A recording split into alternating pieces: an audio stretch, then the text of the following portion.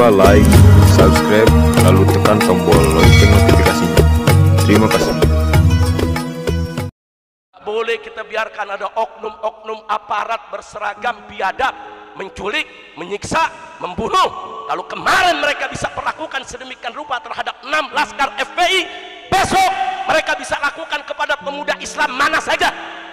Bisa terhadap saudara-saudara Anda, bisa terhadap kerabat Anda, bahkan bisa terhadap diri Anda sendiri, saudara.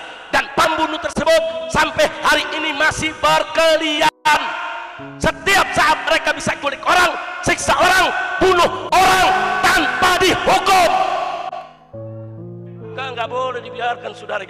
Jangan selama ini kita diam, kita sabarin, saudara. Oh, dipikir kita nggak bisa melawan, saudara. Bisa. Ini semua umat Islam. Kalau saya mau tanya, diajak melawan kepada para pembantai KM50, siap tidak? Siap tidak? Takbir! Jangan berbuat pengecut. Saya sedang jalan dengan istri, dengan cucu, anak-anak kecil, saudara. Ada 17 lebih wanita yang ikut dengan kita, lebih dari 10 bayi yang ikut dengan kita. Mereka sergap di jalan tol, saudara. Yang mereka incar memang mereka mau bunuh saya kok. Mereka ingin ciptakan kecelakaan, belasan mobil yang mengejar kita, saudara. Mereka ingin ciptakan kecelakaan di jalan MPZ, jalan tol sebelah atas, saudara. Jadi kalau saya dibuat celaka, mobil terbalik, jatuh ke bawah, orang akan menganggap itu kecelakaan, saudara. Wa yamkuruna wa yamkurullah, wallahu khairul makirin. Mereka ingin berbuat makar, saudara, tapi Allah, saudara, maha membalas segala makar. Dan Allah sebaik-baiknya yang membalas segala makar, saudara. Tapi memang peristiwa itu kita harus bayar mahal. 6 laskar FPI diculik karena mereka tidak berhasil mengejar kami, tidak berhasil menyergap kami, dan kami bersama laskar yang lainnya berhasil diselamatkan di satu tempat, saudara. Nah, akhirnya 6 laskar kami yang tertinggal di belakang, yang memang 6 laskar ini luar biasa perjuangannya untuk mencegat di sepanjang jalan MBZ. 2 mobil laskar itu, saudara, menutup jalan supaya mereka tidak bisa ke depan, tidak bisa mendekat, saudara. Jadi setelah beberapa mobil mencoba masuk, mencari mobil saya, mau menyerempet mobil Habib Hanif, saudara. Bahkan begitu dilihat di Habib Hanif buka jendela, dari sana ada buka jendela, keluarkan tangan dengan jari tengah, di tangannya banyak tato, saudara. Ini ada beberapa anggota Satgasus begitu ya, kawan. Ada penuh tato dia punya tangannya, saudara. Kami tahu siapa mereka, saudara. Nah, begitu mereka tidak berhasil masuk mobil laskar, saudara, menekan mereka ke pinggir sampai mereka akhirnya berhasil dikebelakangkan, dan 2 mobil laskar ini terus mencegat mereka, tidak bisa mereka tembus sampai akhirnya saya dan rombongan berhasil menyelamatkan diri, dan 1 mobil laskar juga berhasil selamat yang di belakang. 1 lagi mereka kepung dan mereka tembaki, bukan tembak menembak, tapi ditembaki, saudara. Akhirnya 6 laskar meninggal dunia, mati syahid, saudara. Itu pun mereka mencoba untuk disembunyikan. Mereka bawa itu jenazah ke rumah sakit Polri. Kemudian mereka, menurut mereka sudah mandikan, mereka sudah kafankan, nggak boleh lagi dibuka oleh keluarga, nggak boleh lagi dibuka oleh organisasi. Jadi mereka paksa keluarga ambil langsung kubur, saudara. Saya tidak terima. Kita minta bantuan beberapa kawan anggota dewan untuk ambil itu jenazah. Kalau jenazah itu tidak dikembalikan, saya akan kerahkan ribuan laskar untuk menyerbu ke sana, saudara. Takbir! Enggak, kita enggak terima. Jenazah harus dikembalikan, saudara. Begitu jenazah dikembalikan 6, saudara, saya berikan instruksi kepada semua pengurus DPP FPI yang ada di tempat ini, buka semua jenazah, buka kafannya, buka kapasnya, buka semuanya.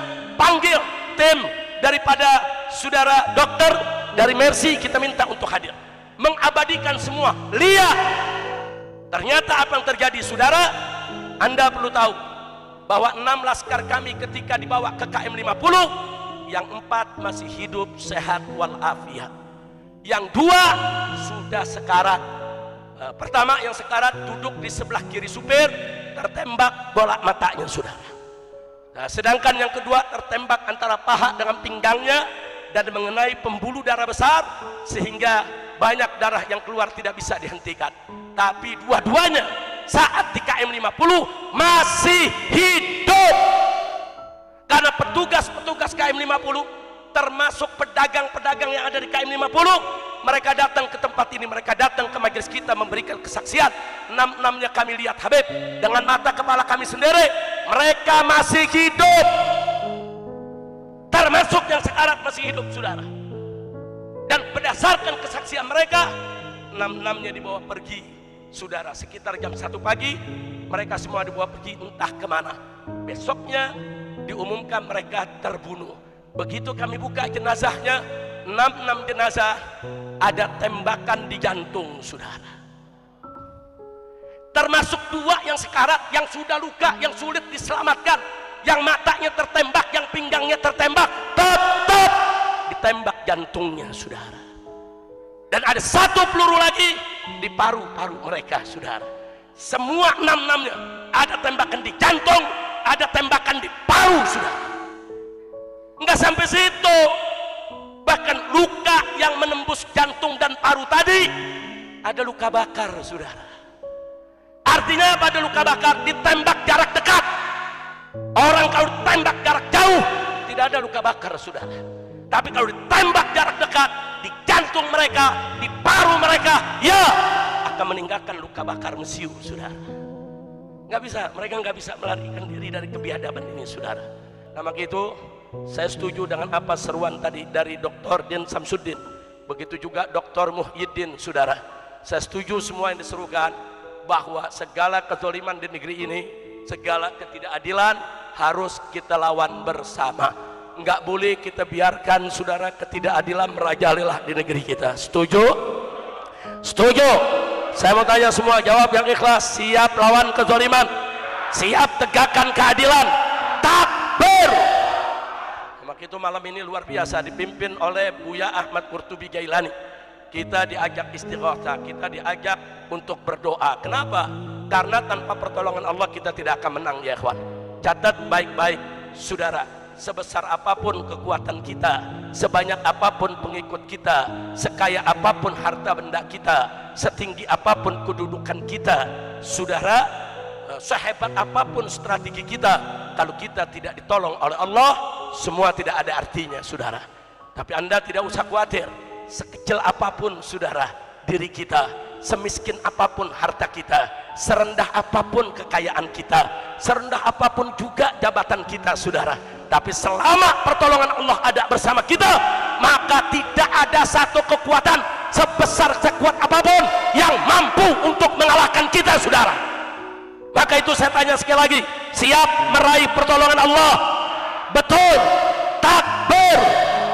Nah, bagaimana cara kita mendapat pertolongan Allah? Tadi sudah dijelaskan panjang lebar oleh Dr. Muhyiddin. Kalau kita ingin diberikan kemenangan oleh Allah di atas muka bumi ini, tegakkan sholat, bayarkan zakat, dan laksanakan amar ma'ruf nahi munkar, saudara. Kalau ini semua kita laksanakan, gak usah khawatir, Allah akan bersama kita, menolong kita, dan kita akan mendapatkan kemenangan. Sebagaimana kita ketahui pesan daripada satu riwayat disebutkan alaikum bil jamaah fa inna yadallahi ma'al jamaah. Artinya, saudara, wajib bagi kamu sekalian untuk berjamaah, bersatu, gotong royong, kerjasama, jangan berjuang sendiri-sendiri, saudara. Kenapa? Fa inna yadallahi ma'al jamaah. Sesungguhnya pertolongan Allah itu ada pada kebersamaan, saudara. Kalau kita bersatu, kita bersama, berjuang ikhlas, pasti Allah akan menolong kita. Dan Allah sudah janji dalam Al-Quran, in tansurullah yansurkum.